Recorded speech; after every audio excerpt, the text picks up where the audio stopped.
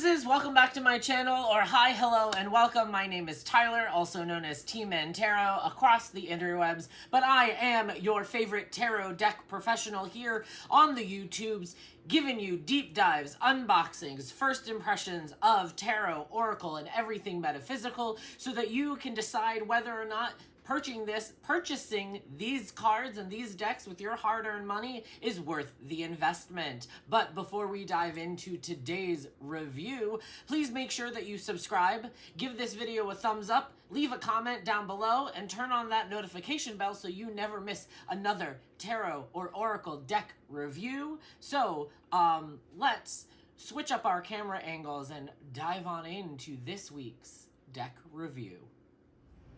All right, so today we are talking about the runes and the root oracle. Can you tell that there's a theme going on in my life about runes and divination and Celtic practices? Just trying to better understand and expand, broaden your mind. By Nicolette Mealy and Adrienne Rosoli. A lovely little guidebook here, full detailed here, black and white. Got, prologue, introduction, connections with the cards, how to cast this oracle. And then it's broken down into the first etat, the second etat, the third etat, and then we have a bind rune etat section and a ritual cards section here in the deck.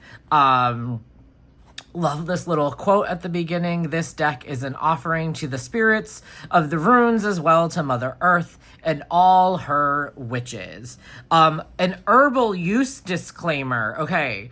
The information in this book is not intended to diagnose, treat, cure, prevent any disease or replace professional medical advice. Never ingest or administer herbal remedies without first performing thorough research and assessment of the possible risks. Poisonous plants can cause serious injury or death. Neither the author nor the publisher are responsible for any mishandlings and results from the following information, the Rune and Roots Oracle. Always practice safe magic. And I love that. Love that disclaimer, right? Kind of being like, hey, don't be stupid. So, cute little detailed guidebook comes in this lovely little tuck box. Again, thanks to my friends over at Inner Traditions for sending this to me for review. Nothing fancy, just holds the cards, gets the job done here. It says, with roots in Scandinavian divination, traditional European witchcraft, and magical herbalism, this deck and the creators have paired each rune of the Elder Folk with a plant according to their shared energetic correspondences. For example, Thorus is combined with the thorny blackberry in a card of defense. Anus and Yarrow are brought together in the communication card. Hagalaz and Deadly Nightshade are combined to convey storms and chaos. Each card is illustrated to reflect 16th century engravings and ancient grimoires that demonstrate the magical intersection between runes, witchcraft, and herbalism. Runes and Roots Oracle is also includes a ritual for consecrating new decks, 6 spreads for rune casting and bind rune, and ritual cards within this 36 card deck. Nicolette is a pagan writer and clinical herbalist who has practiced eclectic witchcraft for more than 20 years. She runs a handful of Dust Alchemy and lives in Pittsburgh, Pennsylvania. Adrienne is an artist, illustrator, printmaker, and folk magic practitioner. She runs Poison Apple Print Shop and is based also in Pittsburgh, Pennsylvania. Cardstock is very thin, very snappy, does lead to uprights and inversions, but I don't think inversions in this Oracle card deck is necessary, because I don't think inversions is technically the point here. This is my fun little kind of deck that kind of reminds me of, what's the name of the book?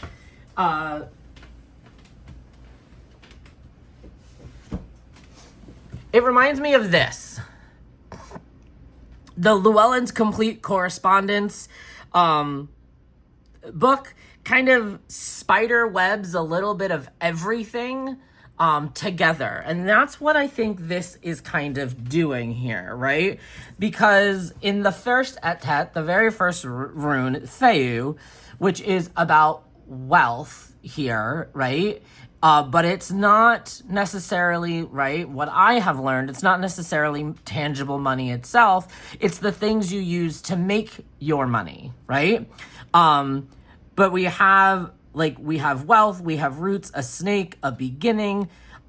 We see the bayberry plant here. Jupiter's sign is here, so pulling in astrology, that this is also tied to Jupiter. So let's read just the first etet here for Theou. So keywords that we have for Theou are wealth, abundance, luck, money, increase, success, fertility, opportunity, fulfillment, beginnings, career. There are reversals, meanings, if we're just doing for the rune itself: greed, financial loss, career instability. It says, while money may not grow on trees, the berries that symbolize abundance sure do. With a grateful heart, collect them during the waxing moon. Okay, that's why there's the waxing moon on the card. Okay. Add a few to your pocket and call on Theou. Together, Theou and Bayberry tap into the rich energies of the earth element. Okay, there is the earth element here. I wish that was on the card. It's not there, but it is in the book. Together, Theou and Bayberry tap into the rich energies of the earth element, nurturing fertile grounds where opportunities and good fortune grow plentifully. However, a word of caution accompanies their blessing. Be mindful of greed and be wise with your riches. Take only what you need, and above all, give thanks to that which is already yours. Theou, this is about the rune itself.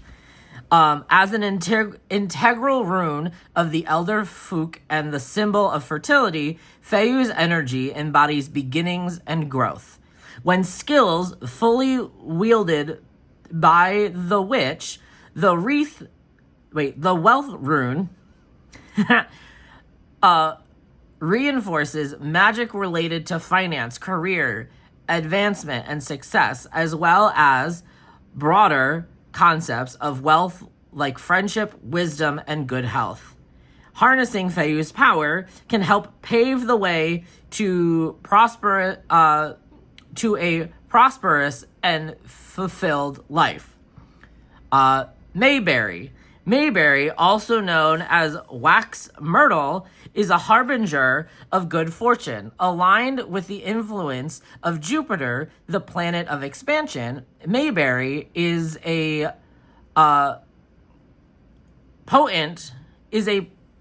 proponent of money magic and home blessings, reflecting its prosperous energies that charmed Bayberry proliferates freely and joyously in nature, standing as a sign of encouragement to pursue the life you envision. Things to contemplate. How would I define my relationship with money? Is it healthy?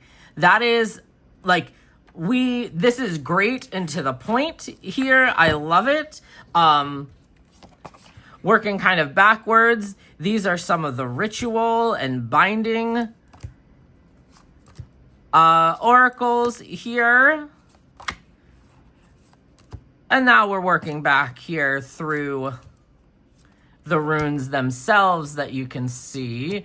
I love these connections here. They are beautiful. I can't wait to kind of dive a little bit deeper into understanding. Love this one, Pethro, which is like luck, gamble, the unknown, and all these different doors. What are you going to open up? Yada, the harvest in between, right? The moments in between here. And how you're kind of taking on these riches. Deadly Nightshade, Hagalaz, right? This intersection of chaos here. The storm. It's also considered hail, right? So ice storms, this chaos moment. Winjo, lavender, joy, happiness. Yeah, so that is a quick look at the Runes and Roots Oracle. A closer individual walkthrough of the cards is coming up right now, friends.